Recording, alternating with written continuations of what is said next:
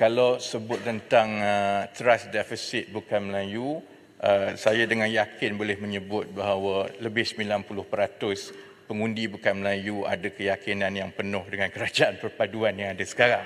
Kalau ada trust deficit, itu trust deficit dengan pembangkang, bukan dengan kerajaan. Ya. Apa yang kita tengok, bukan isu pengundi ya, ni Bapak Menteri isu pendaftaran. Saya nak jawab.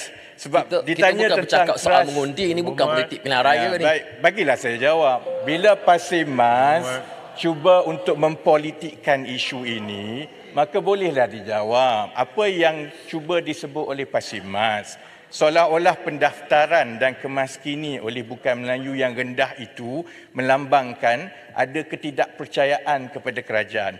Itu pandangan Pasimas yang tak tepat.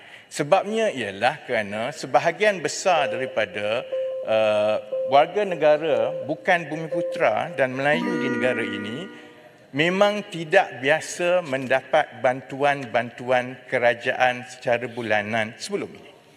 Sebab itu mereka tidak banyak yang berada di dalam sistem kerajaan. Mereka juga banyak yang merasakan mereka berada dalam golongan M40 ke atas. Maka mereka tidak layak apa-apa bantuan. Itu sebab dia, bukan sebab trust deficit. Sebab itu kita cuba meyakinkan kepada kumpulan penduduk bukan Melayu bahawa di kalangan mereka pun sebenarnya ada yang berisiko keciciran. Yang M40 di dalam penduduk dan warga negara bukan Bumiputera itu sebenarnya bukan semua kaya. Ada yang layak mendapat bantuan dan bahayanya jika mereka tidak mendaftar di dalam padu oleh kerana mereka memang tidak pernah mendapat bantuan sebelum ini. Baik di dalam STR, baik di dalam IKC, maka kalau mereka tidak mendaftar, mereka akan tercicir. Dan saya ingat kita belum lagi melihat pecahan secara terperinci, tetapi sejak seminggu yang lepas memang ada peningkatan pendaftaran yang mendadak setiap hari. Sebab itu kita telah berjaya melepasi 8 juta pendaftaran setakat semalam. Tapi pada pandangan saya melihatkan kepada pendaftaran telah pun menghampiri 50%. InsyaAllah saya tidak nampak bahawa itu memberi gambaran seperti yang cuba diwawakan oleh pembangkang. Malah kalau tengok kepada negeri-negeri yang paling tinggi, kalau ikut logik pembangkang, kalau dikata oleh kerana pendaftaran bukan Melayu itu rendah, maka ada trust deficit dengan kerajaan oleh bukan Melayu. Bagaimana pula bila pendaftaran paling tinggi ialah di negeri-negeri pembangkang?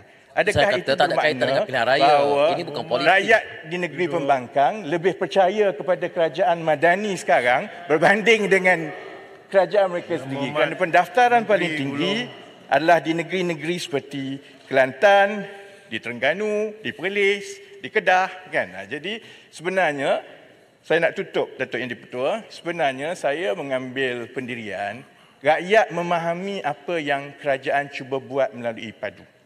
Sebab itu di negeri-negeri yang lebih ramai penduduk B40, yang lebih ramai merasakan mereka patut berada di dalam sistem bantuan, negeri-negeri itulah yang menunjukkan pendaftaran yang lebih tinggi.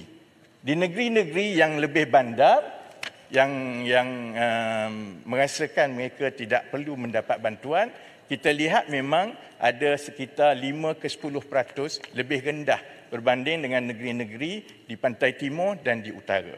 Terima kasih, Tuan.